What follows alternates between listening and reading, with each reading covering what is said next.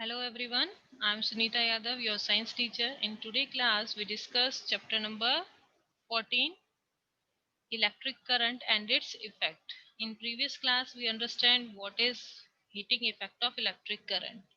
In today's class, we discuss the effect of electric current and where we used in our daily life in ways. ठीक है, तो हम heating effect को daily life में कैसे use करते हैं, कौन कौन से तरीके से यूज करते हैं, हम उसको क्लियर करेंगे. देन आफ्टर हम इलेक्ट्रिक फ्यूज पे डिस्कशन करेंगे, जो कि बहुत इंपॉर्टेंट टॉपिक है. ठीक है, first point is to make heating devices.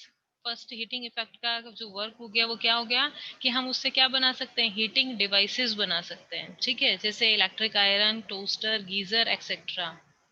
Second point, to produce light as a heat energy get easily converted to light energy in an electric bulb lamp.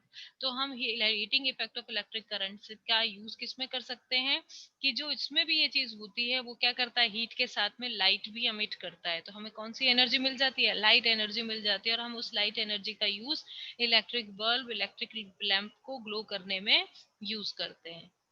Clear. Third point, to make a safety device called a electric fuse. Third point important है, इसका use हम किस में करते हैं, safety device जो है electric fuse which melt due to excess heat causes by a sudden increase in electric current. अचानक से जब इलेक्ट्रिक करंट इंक्रीज हो जाता है उस टाइम पे हमारे अप्लायंसेस को कोई हार्म नहीं हो, तो उससे प्रोटेक्ट करता है. तो सबसे हम इलेक्ट्रिक फ्यूज के बारे में पढ़ते हैं. What is an electric fuse? Sometimes there is a sudden increase of surge in electric current. All electric devices have a maximum limit to the amount of current that they can take. Hence, when there is a surge and excess of electric current, some devices may get be damaged. कई बार क्या होता है कि हमारे जो घर के अंदर भी जो इलेक्ट्रिसिटी आ रही है उसमें अचानक से इलेक्ट्रिक करंट ज़्यादा अमाउंट में आने लग जाता है. ठीक है, तो जितनी लिमिट होती है उस मैक्सिमम लिमिट से भी हाई अमाउंट में जब इलेक्ट्रिक करंट हमारे वायर्स में फ्लो होने लग जाता है तो उन वायर से जो कनेक्टेड अप्लायंसेस हैं वो क्या हो जाते हैं बेटा, डैमेज हो सकते हैं, बर्न हो सकता है, फायर लग सकती है. तो उन सब से प्रोटेक्शन के लिए हम एक सेफ्टी डिवाइस यूज करते हैं. This is a electric fuse. And electric fuse protect the devices. जो इलेक्ट्रिक फ्यूज है वो क्या करता है, प्रोटेक्ट करता है डिवाइसेस को from getting damaged by breaking the electric circuit connection. तो जिसके कारण इलेक्ट्रिक फ्यूज क्या हो जाता है, बीच में से डैमेज हो जाता है, जिससे जो इलेक्ट्रिक सर्किट जो पूरा बना हुआ है उसको बीच में से क्या कर देगा, ब्रेक कर देगा, जिससे इलेक्ट्रिसिटी आगे कंटिन्यू नहीं होगी. तो ये जो क्लोज सर्किट होता है यहाँ से ब्रेक होने के बाद में वो कौन से सर्किट में चेंज हो जाता है, ओपन सर्किट के अंदर चेंज हो जाता है. क्लियर. ओके, अब इस इलेक्ट्रिक फ्यूज को समझने के लिए हम एक शॉर्ट वीडियो देखते हैं, उसके बाद में इसके बारे में आगे बात करेंगे.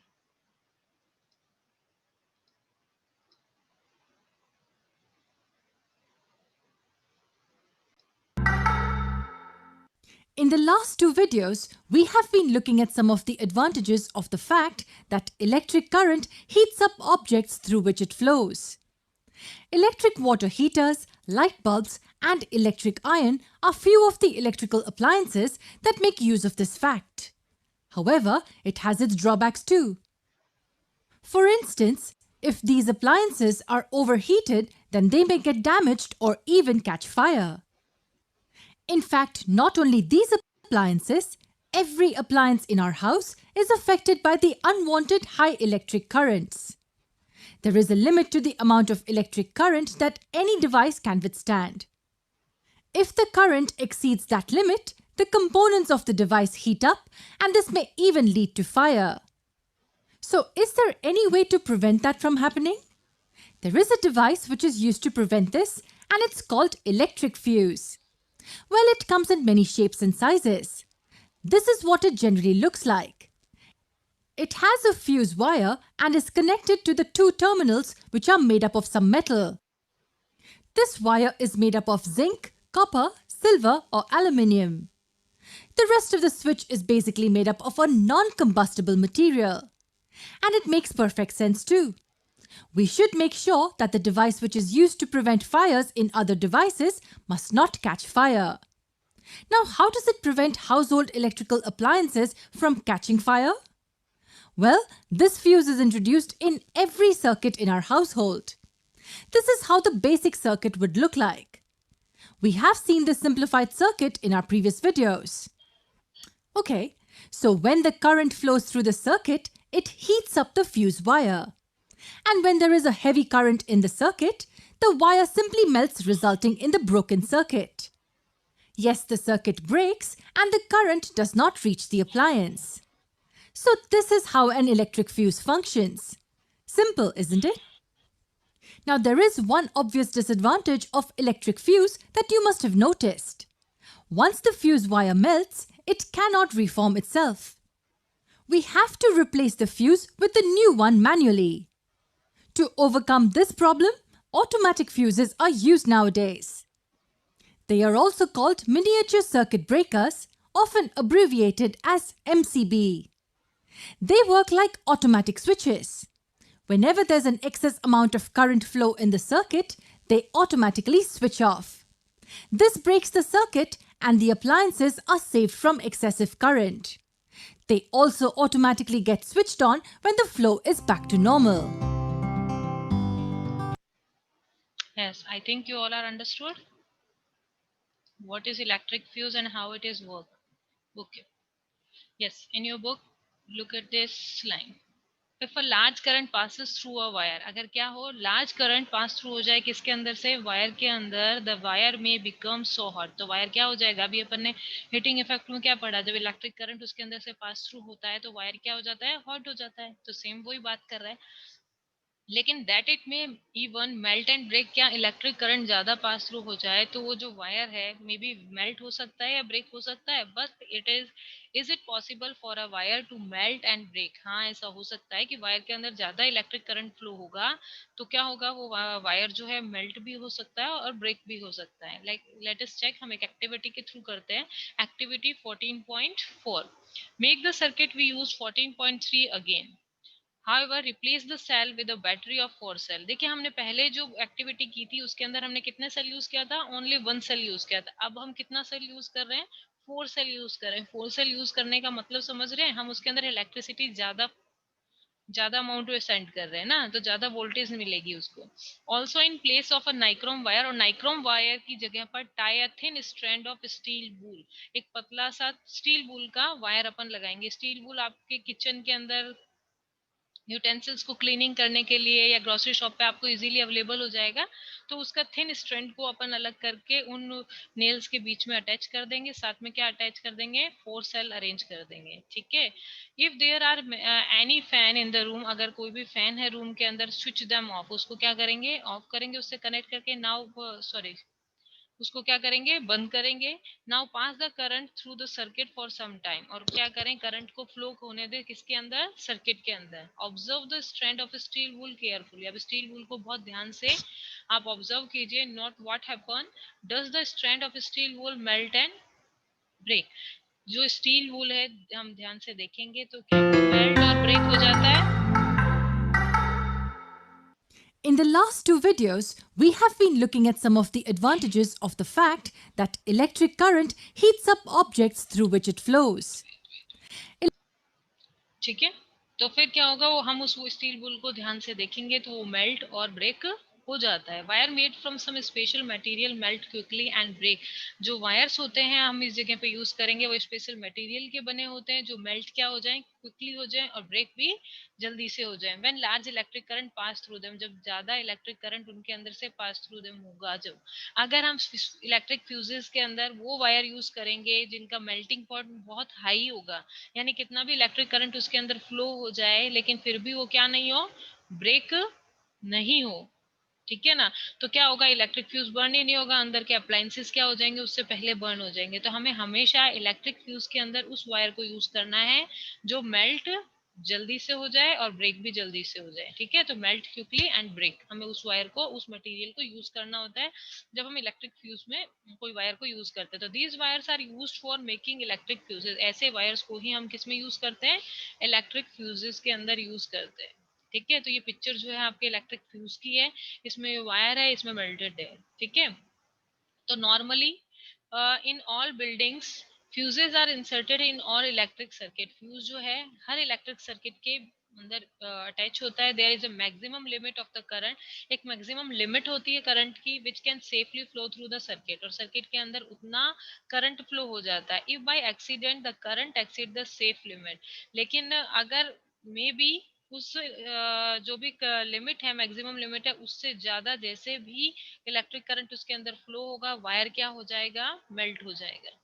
ठीक है, तो द वायर में बिकम ओवरहीटेड, वायर ओवरहीटेड होगा, मे कॉज फायर, जिससे फायर भी हो सकती है। इफ अ प्रॉपर फ्यूज, अगर हम वहां पर प्रॉपर फ्यूज यूज करेंगे there in the circuit, it will blow off, वो क्या हो जाएगा, जल जाएगा, और सर्किट को क्या कर देगा, या मेल्ट हो जाएगा, और सर्किट को ब्रेक कर देगा। A fuse is the safety device which prevent damages, इसीलिए फ्यूज को हम क्या बोलते हैं, सेफ्टी डिवाइस बोलते हैं, जो इलेक्ट्रिक सर्किट को और फायर्स को क्या करती है, होने से, या पॉसिबल फायर्स जो भी है, जो भी डैमेज होना होता है, उससे हम हमारे अप्लायंसेस को, हमारे हाउस को क्या करती हैं, प्रोटेक्ट करती हैं।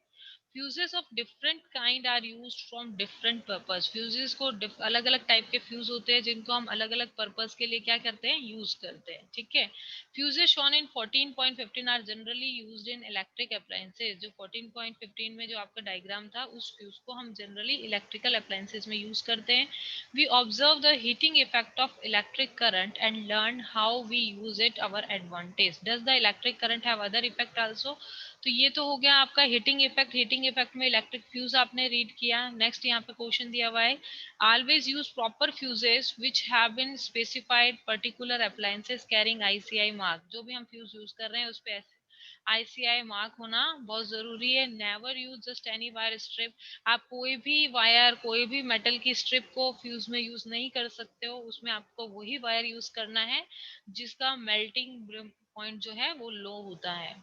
ठीक है, और इन नाउ डेज हम नॉर्मल जो हमने 14.15 में जो ये इमेज देखी है, या 14 में जो इमेज देखी है, इन फ्यूजेस की जगह पर अब इन दिनों में हम एमसीबी यूज करने लग गए हैं। ठीक है, तो एमसीबी की फर्स्ट है कि फुल फॉर्म क्या होती है। एमसीबी की फुल फॉर्म है बेटा मिनिएचर सर्किट ब्रेकर। ठीक है, मिनिएचर सर्किट ब्रेकर।